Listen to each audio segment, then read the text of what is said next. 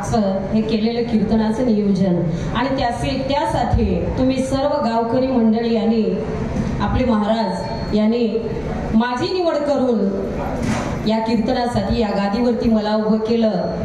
तुम्हा सर्वांचे आशीर्वाद आणि भगवंताची कृपा म्हणून मी आज इथे येऊन उभं राहिले. तर तुम्हा सर्वांची मी अत्यंत ऋणी आहे. जमलेले भजनी मंडळ मला कुठले आहेत माहित नाही मुगटचे नवीनच आहेत. मी पहिल्यांदा पाहिले यांना सर्वांना. पक्वाज मास्तरी माझ्या ओळखीचे नाहीत तरी सुद्धा ते माझ्या कीर्तनासाठी इथपर्यंत आणले. त्यांना सर्वांना धन्यवाद. आणि सेवेसाठी निवडलेला अभंग बापूजी पाटील बोळशेकर यांचा आहे. बाळगीर महाराजांचे परम शिष्य ज्यांनी प्रपंच करून परमार्थ केला आणि सांगून दिलं तुम्हा आम्हाला सुद्धा प्रपंच परमार्थ साधतील दोन्ही तयासी निर्वाणी सुख होय. प्रपंच करता करता जर परमार्थ केले का प्रपंचाला जोड परमार्थाची असेल तर धर्म आणि कर्म दोन सोबत आहे. परमार्थ करणं म्हणजे धर्म आहे. हा जीवाचा धर्म आहे. देवाचं नाम घेणं भजन करणं कीर्तन ऐकणं शास्त्र पुराण ऐकणं हा जीवाचा धर्म आहे. आणि प्रपंच करावंच लागेल हे जीवाचं कर्म आहे. आणि कर्म आणि धर्म सोबत ठेवून जर तुम्ही चालत राहिले का प्रपंच करत राहिले तर तयासी निर्वाणी सुख वय. निर्वाणी म्हणजे कधीच न संपणार ठराविक वेळेपुरतं नाही त्याला ठरवून वेळ दिला नाही असं सुख मिळेल असं बापूजी पाटील सांगतात. आणि याचा हा कीर्तनासाठी निवडलेला अभंग हा त्यांचाच आहे. अभंगातून महाराज सांगतात देवाला हाक मारतात दत्त दिगांबरा कृपेच्या सागरा निर्गुण निराकारा माये बापा. देवाला बोलवतात. आपण सुद्धा 4 महिने देवाला बोलवत होतो आहे की नाही. दररोज 3-3 तासाचा पहारा करत होतो. देवाला हाका मारत होतो. तसंच बापूजी पाटील देवाला हाक मारतात. देवा दत्ता दिगांबरा कृपेच्या सागरा देवाला जाग करतात. देवा तुझ्याकडे काय आहे. मी तुला हाक का मारतो. देवाला हाक मारण्याचं कारण काय जीवाला काहीतरी पाहिजे. कनवळ्यानं हाक मारली अनुसया माईनं दत्तप्रभूला हाक मारली. का मारली होती कारण होतं माईला साकडं पडलं होतं. देवाला हाक मारली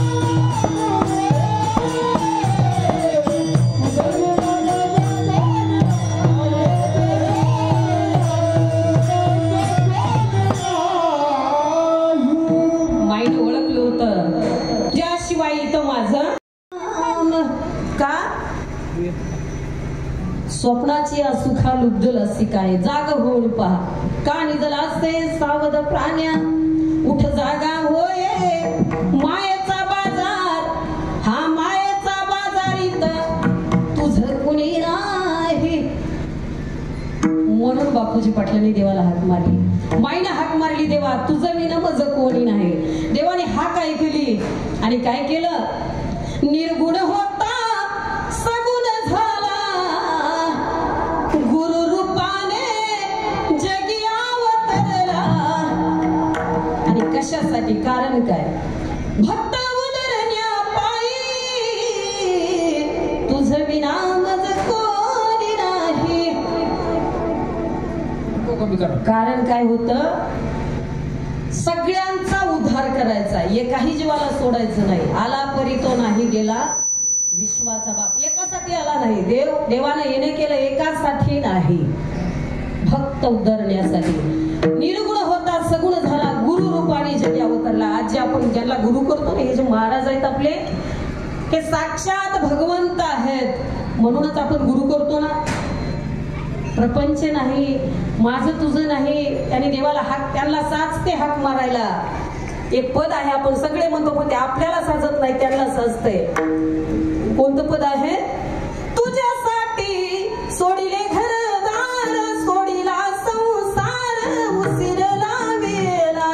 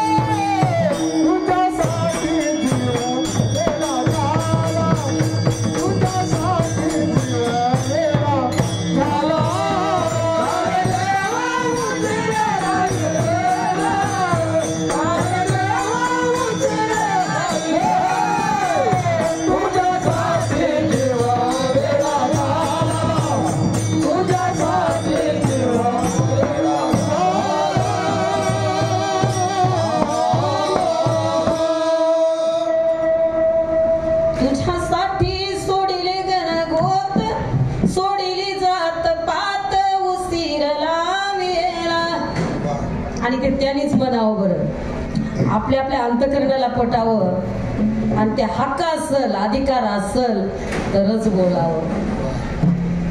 मग साक्षात भगवंताचं रूप घेऊन देवाने लावलेले हे आपले जे गुरु आहेत ते साक्षात भगवंताचा अवतार आहे. म्हणूनच आपण त्यांच्या चरणावरती तन मन धन अर्पण करतो आणि गुरुमात्रा घेतो आणि त्यांनी दिलेल्या त्या शब्दाला, त्या वाक्याला आयुष्यभर जपत राहतो, त्याला कधी विसरत नाही. तसंच बापूजी पाटील म्हणतात, मी देवाला हाक मारतोय जसं माईने हाक मारल्याबरोबर निर्गुण होता सगुण झाला, गुरु रूपाने जगी अवतरला. आणि तेव्हाच मला सुद्धा कळालं की देवाकडे कृपा आहे. देव हा कृपेचा सागर आहे. पुन्हा म्हणतात देवा फक्त कृपेचा सागर नाही, तू जीवाचा मायबाप आहेस. कोण आहेस? जीवाचा मायबाप आहे. जरी जीवाचा काही अपराध असेल, काही गुन्हा झाला असेल तरी पोटात घेणारा तो आहे. देवाला मायबापाची पदवी देतात, कारण मायबाप लेकराचं कुठलंही कोडं पुरवायला तयार असतात, कुठलेही लाड पुरवायला तयार असतात. म्हणून बघा बापूजी पाटील देवाला मायानं बाप म्हणतात आणि मागत काहीच नाही. पहिल्या चरणामध्ये मागत काहीच नाही, फक्त देवाची स्तुती करतात आणि देवाला पदवी देतात. देवाकडे काय आहे हे जाणीव करून देतात. देवा तू जीवाचा मायबाप आहेस म्हणून सांगतात. मग आम्ही जर तुझं लेकरू असाल तर तुझ्याकडे जे आहे त्याचा अधिकार घ्यायचा अधिकार कोणाचा? नक्कीच आमचा. जे मायबापाकडे असतं ते अधिकार ना लेकराचं असतं. म्हणून देवाला जाणीव करतात आणि ते पुन्हा म्हणतात, मी तुलाच का सांगतो देवा, तुलाच का हाक मारली, दत्त दिगंबरा म्हणून का हाक मारली. मी अनुभव घेतलाय.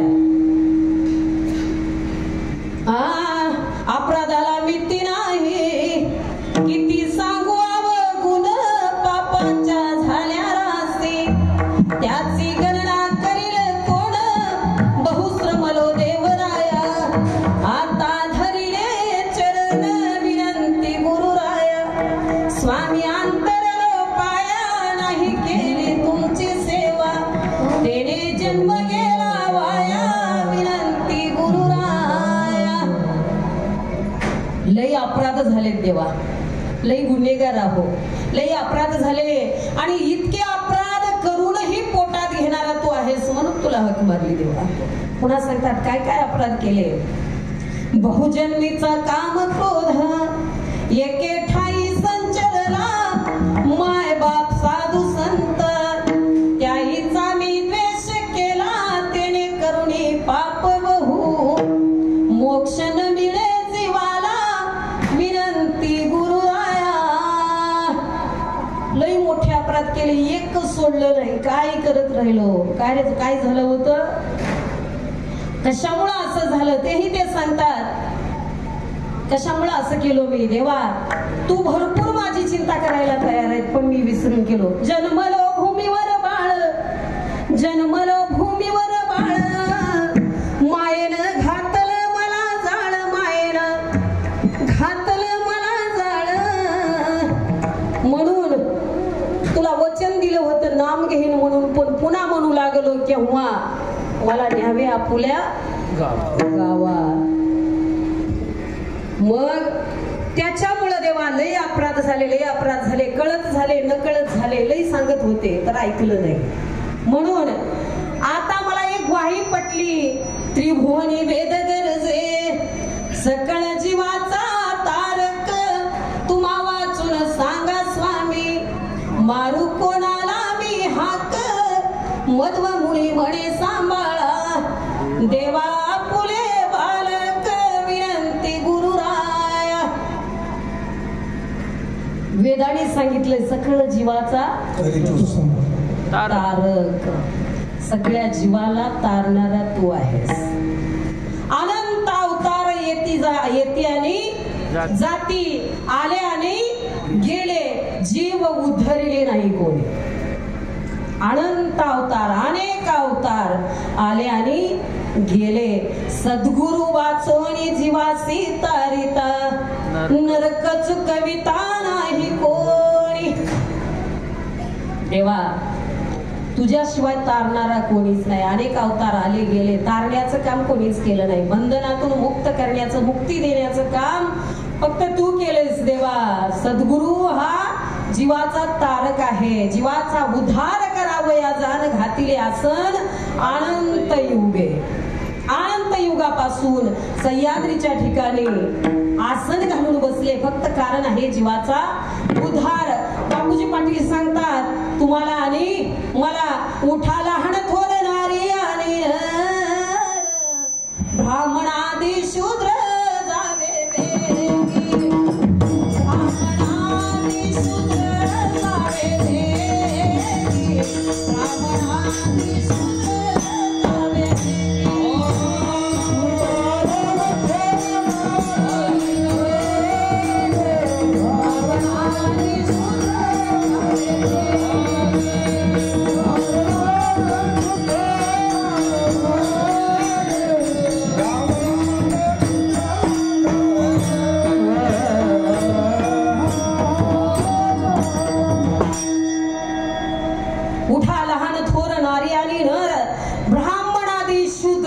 वेगळी कोणीच ठेवलं नाही.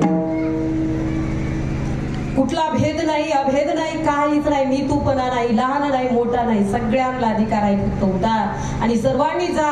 कारण काय, जिवंत असता मुक्त करील सद्गुरुनाथ, इच्छा पुरविला अनाथाची. ज्याला कोणी नाही त्याला देव आहे आणि प्रत्येक इच्छा पुरवण्यासाठी तयार आहे. काही मागा देवाजवळ, काही मिळतंय, पण बापूजी पाटील म्हणतात कधी मिळतंय, जे जे पाहिजे ज्या ज्या वेळी ते तू देशील त्या त्या काळी.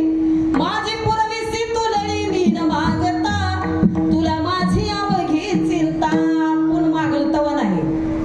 जेव्हा पाहिजे तेव्हा देवाला सगळं काही माहित आहे, त्याला सांगायची गरज लागत नाही. देवाजवळ सगळ्यांचं रेकॉर्ड आहे, कधी काय लागेल ते देण्यासाठी देव तयार आहे. मागण्यानं कधीच मिळत नाही. मागणारे असेच निघून गेले, जे मागत हिंडले का त्यांना मिळालं नाही ते असंच निघून गेले. आणि ज्यांनी मागितलं नाही त्यांना बापूजी पाटील म्हणतात एकच करा, आनंदेव दत्त स्मरा सदोचा संसार. ज्याच्या संसारामध्ये देव उभा असेल त्या संसाराला काय गुण असेल, काय गुण असेल, काय कमी असेल सांगा.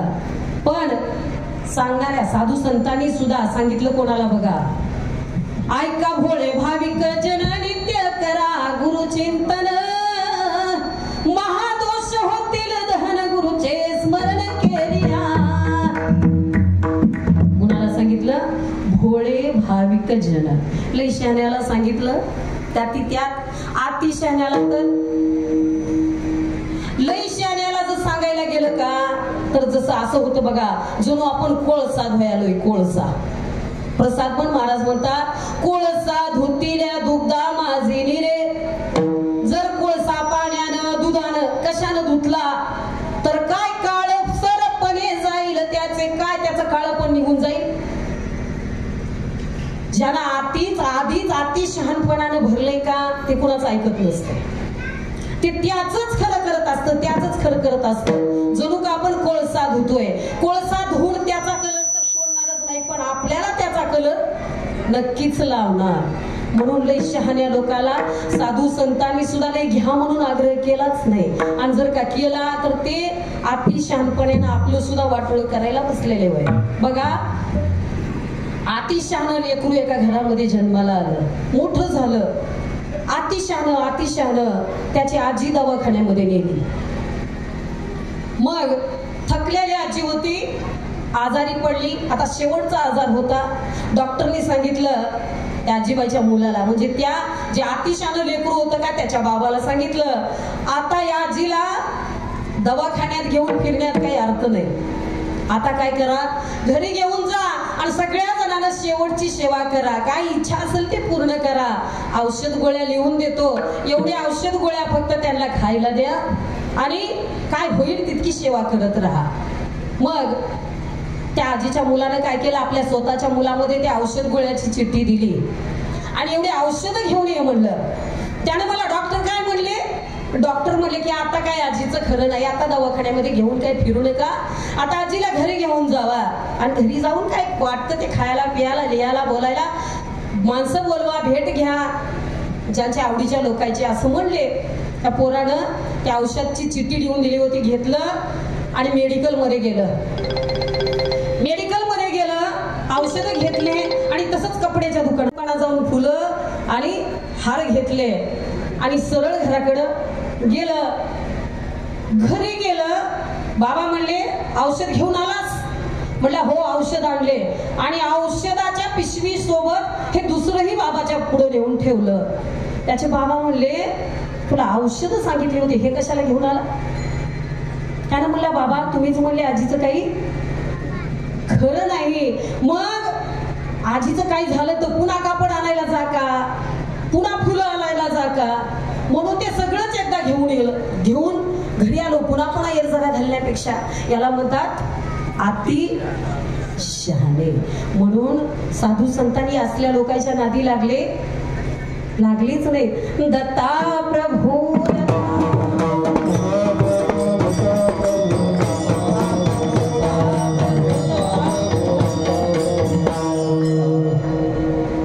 हे म्हणले ऐका भोळे भाविक जन.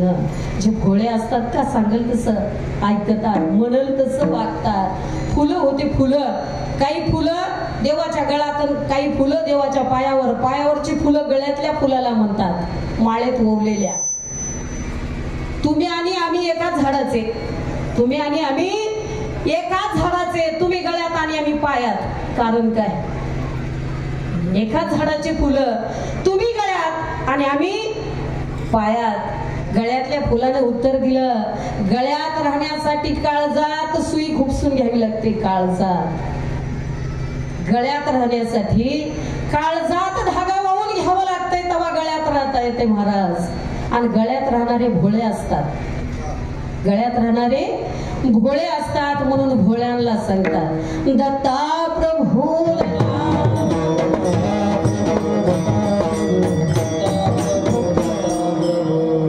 आणि खरी भक्ती भोळेच करू शकतात.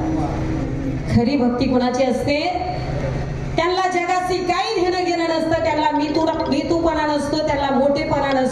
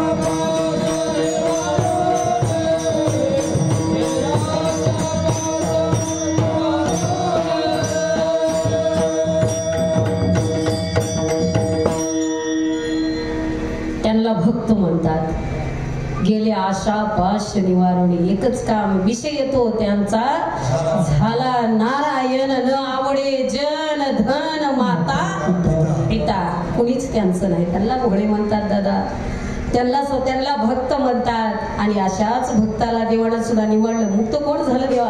आतापर्यंत मुक्ती फक्त भोळ्या भाविकांनाच मिळाली, सज्जन लोकांनाच मिळाली, कोणालाही नाही हो. लोहाळे महापुरे वृक्ष जाती परी लोहाळे वाच, महापुरे झाडे जाती ते लोहाळे राहतात का? त्यांच्या अंगामध्ये लवचिकपणा असतो, उदंडपणा नसतो, ताटपणा नसतो, म्हणून ते वाचतात. आणि म्हणूनच भोळे उद्धरतात. त्यांनाच संत सुद्धा सांगतात. मग बापूजी पाटील म्हणतात, देवा तू जीवाचा कोण आहेस? मायबाप आहेस. आणि कोण्या जीवाचा? या भोळ्या जीवाचाच मायबाप आहेस. अभंगाच्या पहिल्या चरणात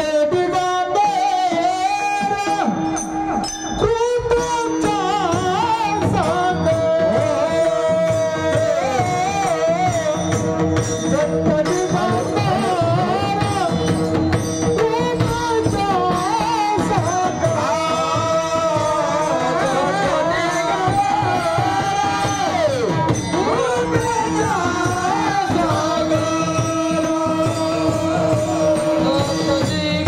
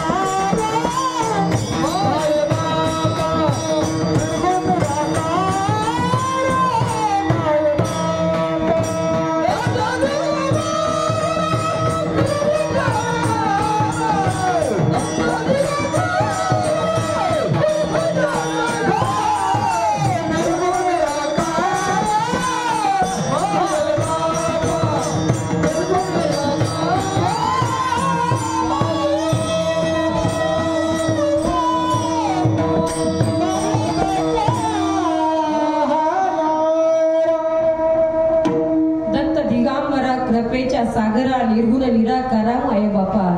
एकच सांगतात, तेव्हा तुझ्याकडे कृपा आहे. म्हणजेच जीवाला अधिकार आहे कृपा मागण्याची आणि जीवाला कृपेचीच गरज आहे देवा तुझ्या. तुझी कृपा जर झाली तरच जीव तरुण जाईल, नाहीतर हा जीव व्यर्थ जातोय. हा जीव व्यर्थ जातोय. यवनी नामासाठी करीती चावटी, नामासाठी जीव आलाय, पण तुझी कृपा नसल्यामुळं हा प्रपंचामध्ये गुंग झालाय. प्रपंचामध्ये पूर्ण आयुष्य या जीवाचं निघून चाललंय. त्या जीवाचा तोटा होतोय. म्हणून देवा, जीवाला तुझ्या कृपेची गरज आहे. जिथं आहे ते, जिथं जे आहे तेच मागावं. आधी विचार करावा, आपण जे मागतोय का ते तिथं आहे का, आपल्याला जे पाहिजे ते तिथं आहे का, तरच मागावं. आणि नसेल तर मागून उपयोगच नाही ना.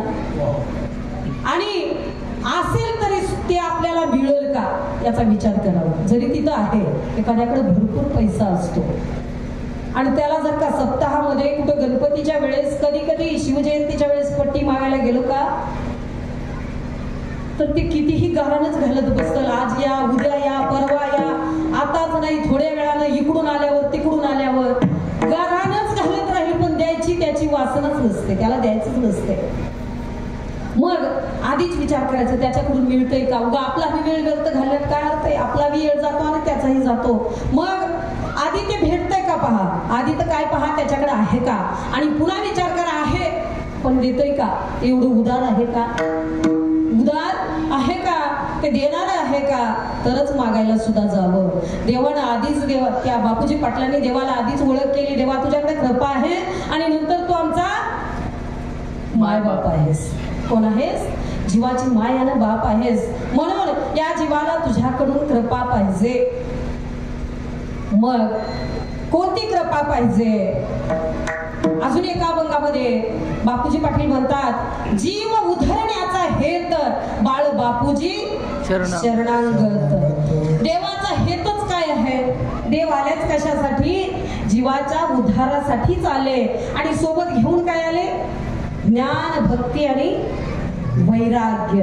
हेच फक्त उद्धरायचं साधन आहे. ज्या जीवाला धन पाहिजे का, ज्या जीवाला मान पाहिजे का, त्यानं त्या देवाकडे जायचं नाही. भगवंताच्या, सद्गुरूंच्या गळ्यामध्ये, काखेमध्ये झोळी आहे आणि झोळीमध्ये 3 शस्त्र आहेत, ज्ञान, भक्ती आणि वैराग्य. ज्यांना एवढं पाहिजे त्यांनीच सद्गुरु भक्ती करायची. आणि ज्यांना बंधनात पडून इथंच भटकत राहायचंय, इथंच भटकायचंय. किती वेळा जन्म यावे, किती व्हावे,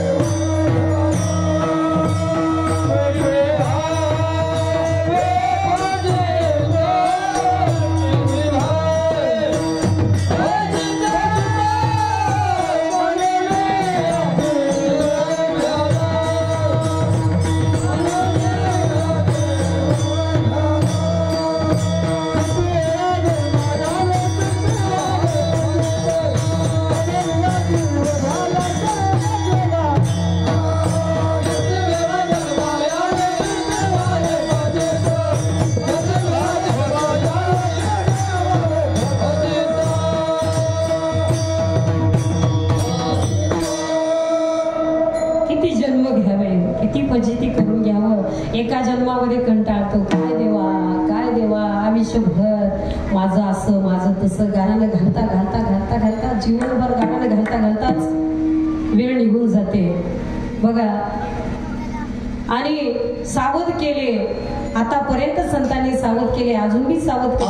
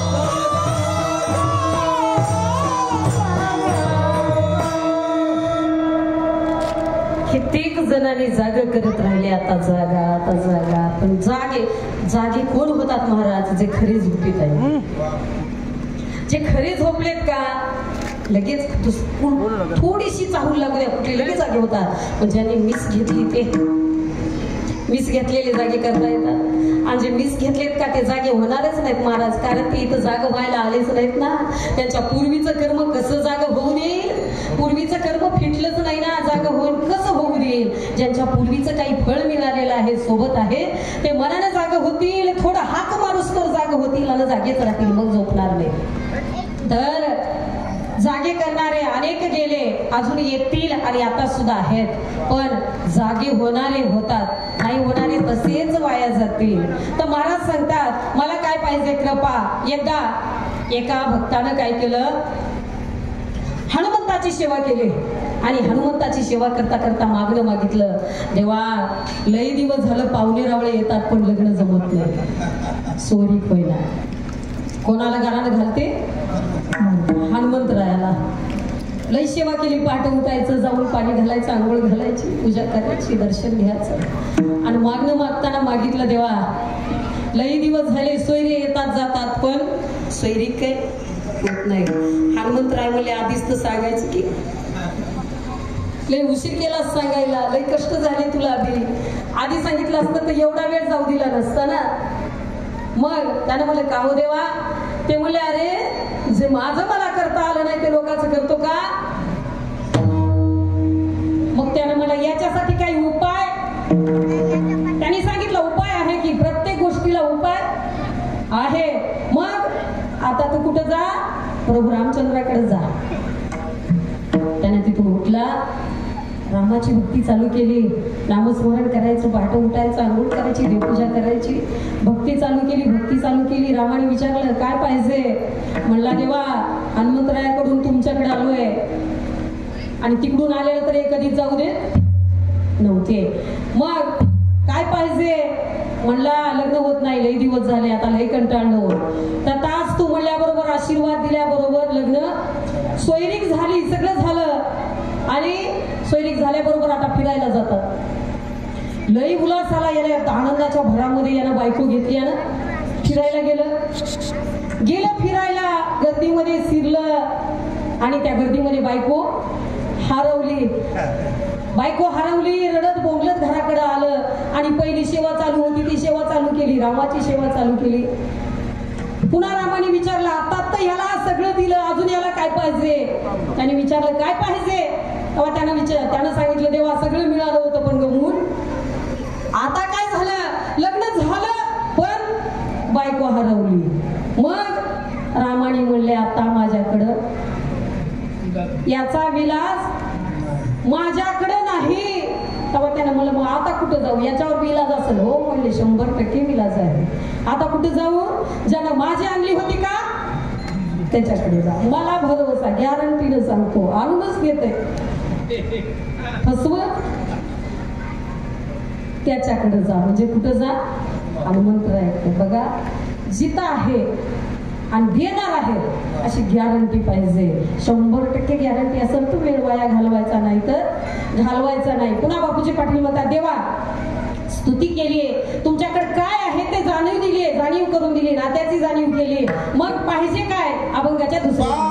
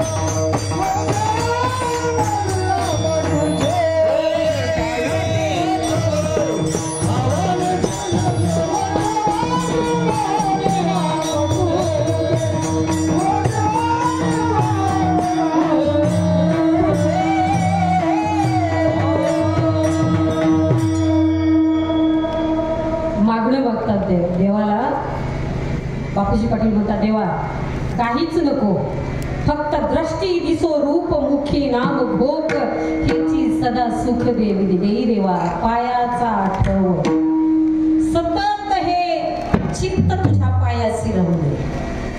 वावा निशी दिनी वदो माझी वाणी नाव तुझे वाणीनं फक्त तुझ्या नामाचा नाम भोग करू दे. आजपर्यंत आम्ही 4 महिने चातुर्मास केला, फक्त 4 महिन्याची समाप्ती होऊ दे नामाची. 4 महिने संपलेत, फक्त नाम संपलं नाही आणि नाही संपलं पाहिजे. नामाची समाप्ती नाही झाली पाहिजे आणि नामाची समाप्ती जर झाली तर मग ते अखंड नाही, अखंड नाही. अनुसया माईने 60,000 वर्ष तपश्चर्या केली, 60,000 वर्ष. आयुष्य बी तेवढं होतं महाराज, आता 60 वर्षाचंही राहिलं नाही. ते बी त्या कामी येईना, 60 वर्षाचं आहे ते सुद्धा त्या कामाला येईना महाराज, इकडे तिकडे जाऊ लागले. एवढं आयुष्य कुठे कुठे जातंय बघा. नरदेह विषयी गमविला, नरदेह विषयी गमविला, सेवटी आदोगती पावला, सेवटी आदोगती पावला. नरदेह विषयी गमविला, नरदेह विषयी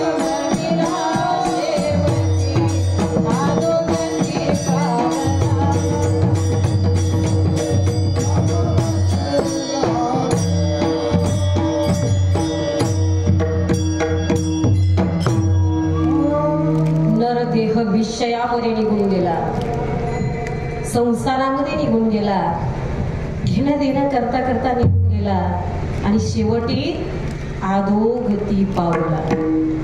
खेळण्या स्वर सोडल्या. खेळण्यात 10 गमविले. 10 वर्ष आयुष्यातले खेळण्यामध्ये गमावून टाकले. 20 लग्न जोडिले, 30 वेग वाढला, 30 वेग वाढला, शेवटी अधोगती पावला, शेवटी अधोगती पावला. 10 वर्ष खेळता खेळता निघून जातात. अज्ञान म्हणतात त्याला. 10 वर्ष खेळत खेळत निघून जातात. 20 वर्षाचं होत आलं की लग्नाची तयारी करतात. लग्न होतं, मग तर काय करतं, 30 वेग वाढला, धावपळ धावपळ धावपळ चालू. हे पाहिजे ते पाहिजे ते पाहिजे. लग्न झाल्यावर मग तर सवडच नसते. पुन्हा 40 वर्ष हे असे पशुपरी कष्ट करीत असे. 40 वर्षात मग तर जनावरच होऊन जाते. बापूजी पाटील म्हणतात, संसार करता करता संसाराची गाडी फार जड असे चाचू मानेवर, अभिमानाने उडी जोरदार. इकडचं विराम 50 वर्षाच्या पुढे गेलं की परमार्थ संपला. पुन्हा बघा, पुन्हा जाग होते. 80च्या पुढं पुन्हा जाग येते. 90 म्हणे भगवंता तुझ कोटे पाहू रे आता, 100 खेळ संपला.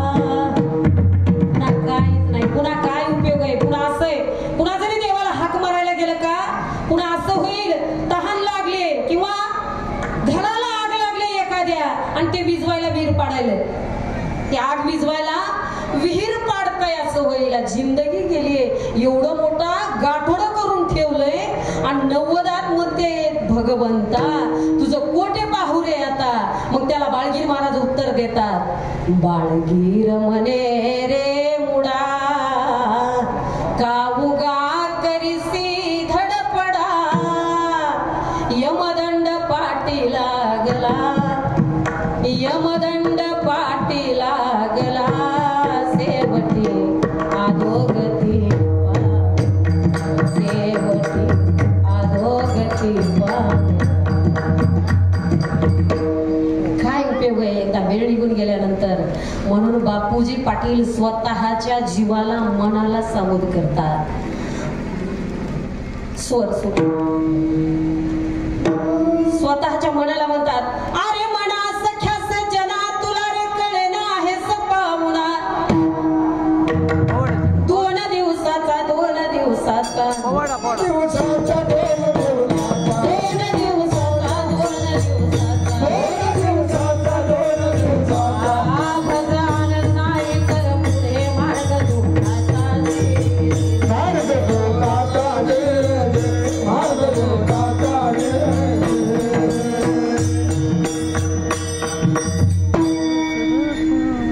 मनाला म्हणतात आहेस पाहुणा 2 दिवसाचा 2 दिवसाचा. भजन नाही तर पुढे मार्ग दुःखाचा. लय तोल नाके वर जाताना, लय तोल नाके त्यांच्या पावत्या घेऊन शिल्लक राहिलं पाहिजे. पावत्याला सगळं दिलं तर पुढचा मार्ग कसा सापडेल महाराज. काही लोक काय करतात बघा, ते करायला म्हणून मी करतोय, ते करतोय म्हणून मी करतोय, असं वाटतंय की त्यानं ते करायला लागले त्याच्याला त्याचं भलं व्हायलंय, काहीतरी त्याच्यात त्याचा लाभ व्हायलाय म्हणून मला सुद्धा करायचंय. एका बाईने काय केलं, शेजारच्या घरी सत्यनारायण पूजा होती आणि हिला जेवायला बोलवलं. त्या घरी प्रसादाला बोलवलं. माया कुठे गेल्या तर गपचूप खाणार नाहीत, गपचूप राहणार नाहीत, सगळ्या चौकशा करत बसणार. तुमच्याकडच्या नाही, इकडच्या. मला इकडच्याच काय माहित आहे, आमच्याकडच्या. मग तिला जेवायला बोलवलं, गपचूप जेवण करावं. एवढं सुद्धा विचारणार बाया आचारी कुठला होता, वांगे कुठून आणले, काहीच सोडणार नाही. त्या बाईनं विचारत विचारत विचारत विचारत त्या गर्दनीला विचारलं, म्हणली सत्यनारायण पूजा का केली. दुसरी सगळी चौकशी झाली. मग ही पूजाच का केली म्हणून विचारलं तिनं. मग त्या बाईनं सांगितलं, बाई घरामध्ये समाधान राहते आणि मेन म्हणजे बरकत राहते. घरामध्ये बरकत राहते, सगळ्याला बरकत पाहिजे, पैसा आला पाहिजे, खर्च सुद्धा करायचा आहे पण संपला नाही. पैसा यायचा आहे, खर्च झाला पाहिजे पण संपला नाही पाहिजे असं प्रत्येकाला वाटतंय. सगळ्याचं कारण तेच, पैसा येतोय पण राहतच, पुरवल्याच येत नाही, हे सगळ्याचं कारण आहे. मग त्या बाईला पटलं, महाराज बरकत राहते म्हणजे. तिनं घरी गेली, तिचा नवरा शेतकरी होता. नवरा घरी यायची वाट पाहिली आणि त्याला घरी आल्याबरोबर म्हणली, मालक सगळं काही झालं, आतापर्यंत मी कुठला हट्ट तुम्हाला धरला नाही, मी काहीच मागणं मागितलं नाही, आता एकच मागणं मागते, सत्यनारायण पूजा घरी आपल्या झाली पाहिजे, म्हणजेच झाली पाहिजे. त्याला स्त्री हट्ट म्हणतात. एकदा जर का हट्ट धरला तर मरण पण सरणार, मरण पण माग सरणार नाही. अहो ब्रह्म विष्णू महादेवांच्या बायकांना हट्ट धरला होता. स्वतःचे मालक तिन्ही ताळाचे व्यापारी होते, त्यांना बाळ व्हावं लागले बाळाच्या हट्टामुळं, त्यांना सुद्धा ऐकावंच लागलं. ऐकत नव्हते तर काहीच खरं नव्हतं. मग त्यानं म्हणला, असं काय आहे त्या सत्यनारायण पूजेमध्ये, कशामुळे करायची. म्हणली, मी सगळं काही चौकशी केली, आता पुन्हा पुन्हा विचारायचं नाही, घरामध्ये बरकत येते, समाधान राहते, म्हणून करायची सत्यनारायण पूजा. हे माणूस तर काय करत होतं, याला समाजाचं कुठलं काही घेणं देणं नव्हतं, गावाचं नव्हतं. घरी यायचं, जेवण करायचं, संध्याकाळी झोपायचं, सकाळी उठायचं, शेताकडे जायचं, शेतातलं काम करायचं, फक्त घरचं काम आणि घरच राहणं, कुठं जाणं नाही, येणं नाही, समाजात काहीच नाही. त्याला माहीतच नव्हतं कुठलं काही. यानं मला बायको म्हणते तर करूच, काय लागतंय सगळं तुझ्याच हातात आहे की, मला काय विचारायची गरज आहे, सगळं तर तुझ्याच हातात आहे. मग तिने म्हणली, मालक सगळं माझ्या हातात आहे पण त्या दिवशी तुम्हाला घराकडे राहावं लागेल. काही हरकत नाही, मला एक दिवस घराकडे राहतो. या बाईनं ब्राह्मणाकडे गेली, ज्या ब्राह्मणाने त्या घरची पूजा केली होती का, त्या ब्राह्मणाकडे गेली. ब्राह्मणाला म्हणली, देवा आज आमच्या घरी पूजा ठेवायची. ब्राह्मण म्हणलं, काही हरकत नाही, साहित्य काय लागतं, साहित्य सगळं सांगून दिलं. घरी ब्राह्मण बोलावून घेतलं. ब्राह्मण घरी आलं, त्या शेतकऱ्याला त्या नवऱ्या बायकोला समोर बसवलं. ब्राह्मणानं सांगितलं, मी सांगणारे नियम आहेत, ते नियम सगळे पाळावे लागतील, मी जसं सांगतोय ते बरोबर ऐकावं लागलं, मी म्हणतो ते करावं लागल. ब्राह्मणानं सांगितलं, मी जसं म्हणेन तसं मागं म्हणायचं आणि मी जसं करेल तसं करायचं. ती शेतकरी बी असा म्हणजे निष्ठावंत होता. त्यानं म्हणला, देवा आयुष्यात कवा घरात पूजा झाली नाही, ही पहिली पूजा आहे, मी थोडाही नियम मोडू देणार नाही, थोडं सुद्धा इकडे तिकडे होऊ देणार नाही, तुम्ही बिनधास्त राहा. ब्राह्मणानं चालू केलं. आधी साहित्य जमा केलं होतं, गायचं गोमूत्र आणा, शेण आणा, साहित्य समोर ठेवलं होतं. ब्राह्मणानं पूजा चालू केली. ते घरधनी समोर बसलेलं होतं. ब्राह्मणानं चालू केलं, गाईचं शेण घे आणि पूजेपुरती जागा सारवून घे. याच्या लक्षात होतं, मी जसं म्हणेन तसं म्हणायचं. याच्या लक्षात आलं नाही करायला सांगायला म्हणून, फक्त याच्या लक्षात होतं की मी जसं म्हणतो तसं म्हण. त्या घरधन्यानं मागं म्हणायला चालू केलं, गाईचं शेण घे आणि एवढी पूजेपुरती जागा सारवून घे. त्या ब्राह्मणाला वाटलं याला ऐकायला आलं नाही की, एकदा म्हणलं, दोनदा म्हणलं, तीनदा म्हणलं, ते मागच म्हणू लागलं, तसंच म्हणू लागलं. ब्राह्मण म्हातारं होतं, त्याच्यात ते भट होतं. भट इथं कोणी असेल तर इथलं नव्हतं, भट होतं. भट लई रागीट असतात महाराज, भट लई चिडके असतात. पहिल्या लोकांना मन करून ठेवली, 2 भट, 2 तट आणि 2 हलगट सोबत नसावे. 2 भट 2 तट म्हणजे गाढवं, 2 भट 2 तट आणि 2 हलगट नीट राहणार नाहीत, सोबत असतील, एका ठिकाणी असतील तर. पुन्हा 2 आवा, 2 बुवा आणि 2 जावा. त्या ब्राह्मणाला एवढा राग आला, म्हणतात चिडलं आणि ऐकना म्हणून अशी एक कानाखाली दिली त्या घरधण्याच्या.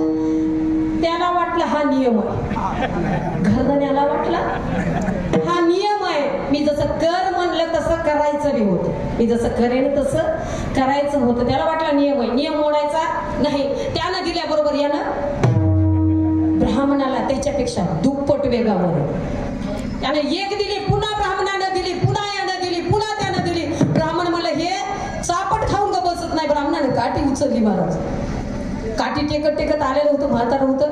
काठी उचलली, एक काठी पाठीत मारली. त्याला वाटलं हा नियम आहे, पहिला नियम संपला, हा दुसरा चालू झालाय. काठी उचलली, काठी मारली. महाराज त्यानं शेतकरी होतं, काठीशिवाय राहतं का? त्याच्या जवळ काठी होती. बरं झालं मला लांब ठेवली नाही, जवळच होती, उठावं लागलं असतं पूजेतून. काठी घेतली, ब्राह्मणाला मारली. यानं एक, त्यानं एक, त्यानं एक, असं मारामारी चालू झाली. बायको उभं राहून पाहते, पूजा चालू आहे. बायको काय म्हणते? पूजा चालू आहे. थांबून पाहते समोर. ब्राह्मण दबलं, मला जीव जायची वेळ आली. उठलं आणि घराकडे पळत सुटलं. ते पूजा करणारं घरधनी जे होतं का, ते तिथं चाळुक पिळुक द्यायला लागलं. म्हणला कमाल आहे, लोकांची पूजा ठेवायची. इतके अवघड असते म्हणून माहित असतं तर नसती केली. बायकोला म्हणला झाली वा पूजा कशी तरी.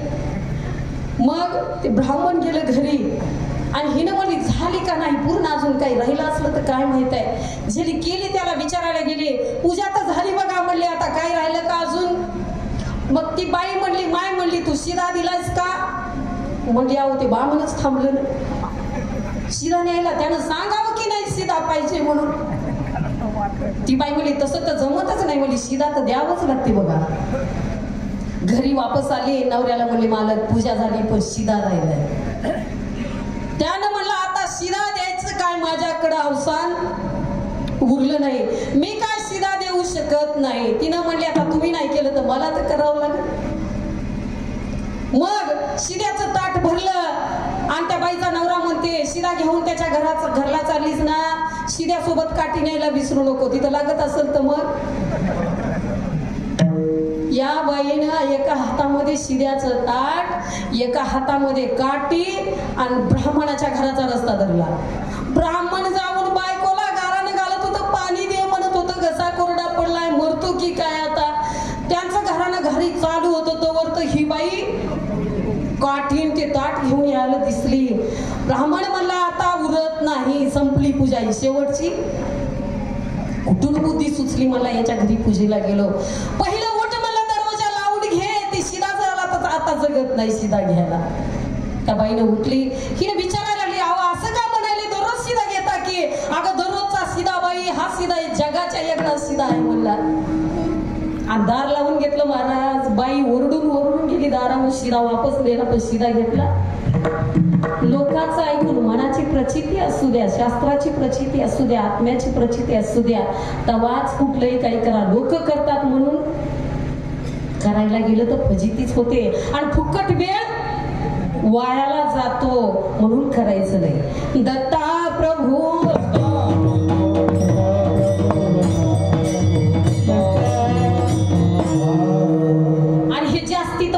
होते बरं. बरकत मागायची का, मग नक्कीच असलं काहीतरी सोसावं लागते. मग बापूजी पाटील हे मागत नाही, तो ते म्हणतात नको देवा निकमज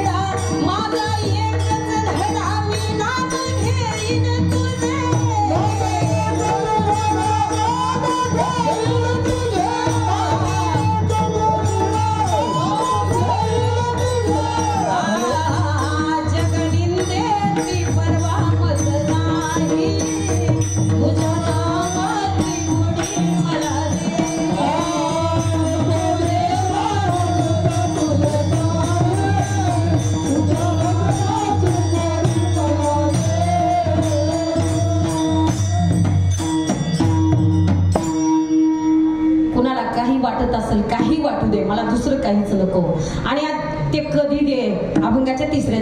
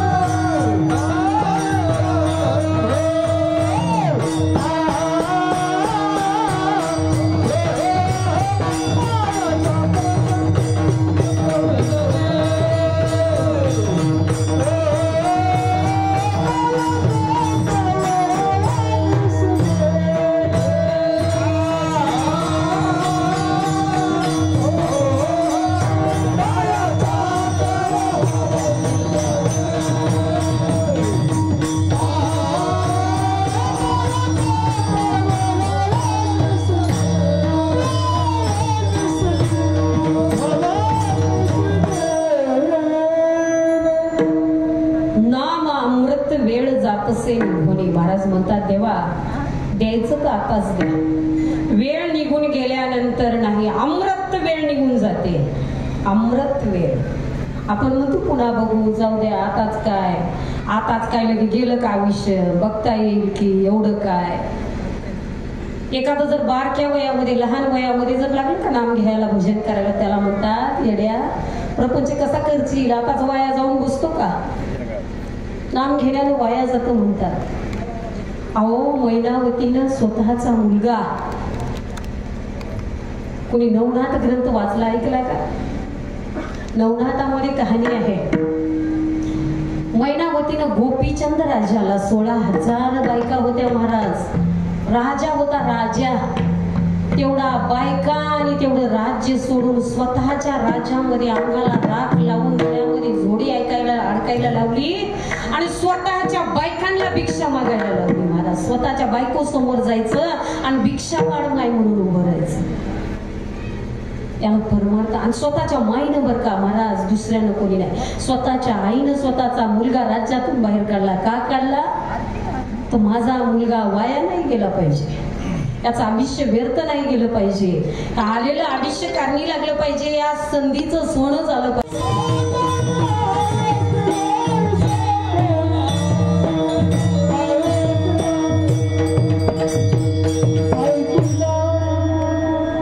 नाम घेतल्यानं वाया जात नाही, देवाचं भजन केल्यानं वाया जात नाही महाराज.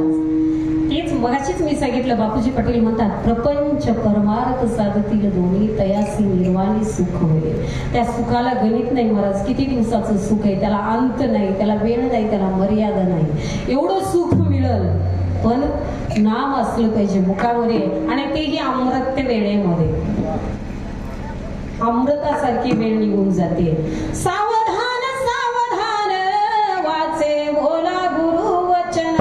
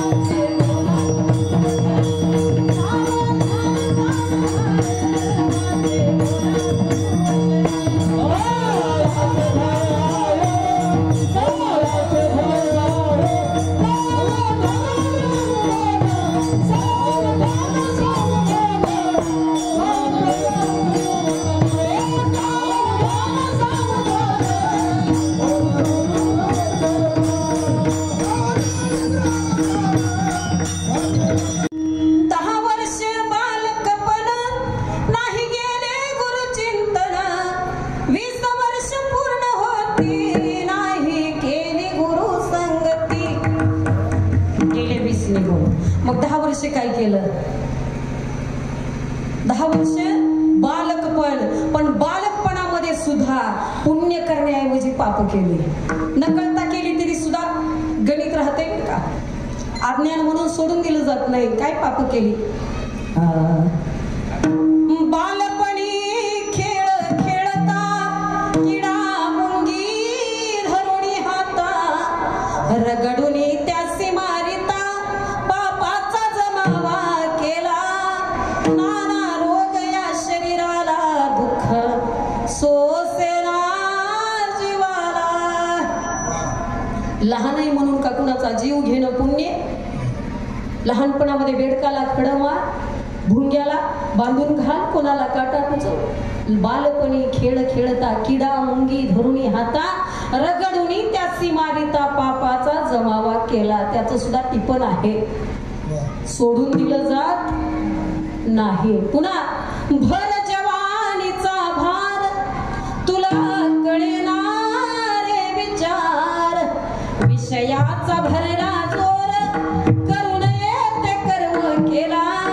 नाना रोग या शरीराला दुःख सोसेना जीवाला. फेडाच्या वेळेस सोसत नाही महाराज, करताना कधी केलं कळत नाही, न कळता होऊन जातंय. पण फेड आली की मग मात्र सहन होत नाही. मग पुन्हा काय होतं,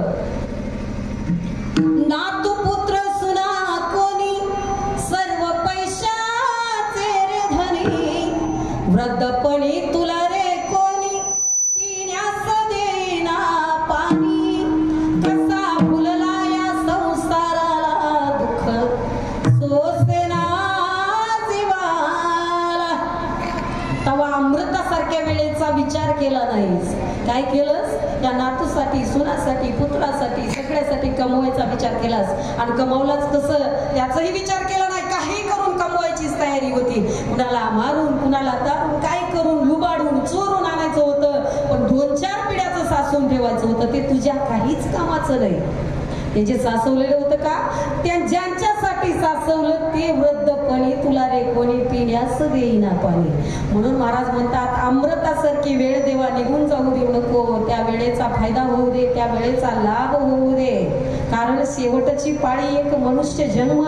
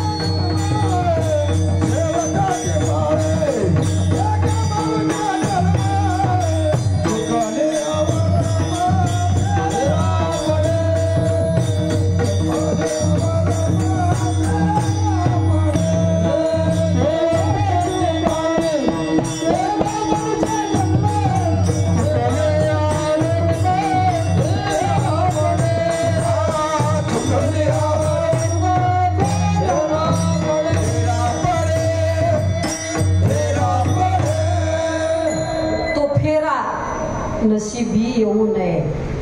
किती वेळा जन्म येऊ, किती जन्म घ्यायचे आणि किती वेळेस मरायचं, ते होऊ नये म्हणून ही अमृत वेळ जाऊ द्यायची नाही. तर आता आजची वेळ अमृतासारखी आपल्या सर्वांसाठी. मग ही वेळ पुन्हा येते की नाही सांगता येत. कोण दिवस येईल कैसा नाही, देहाचा भरवसा. इथं मी पुढच्या कार्यक्रमाला येतो की गॅरंटी नाही, उद्याचा कार्यक्रम करतो की नाही गॅरंटी नाही. संध्याकाळी नाही भरवसा,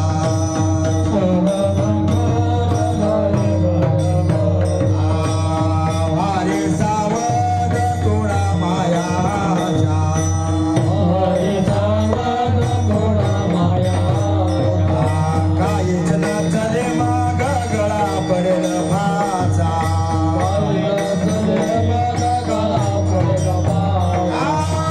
पुढे हुशार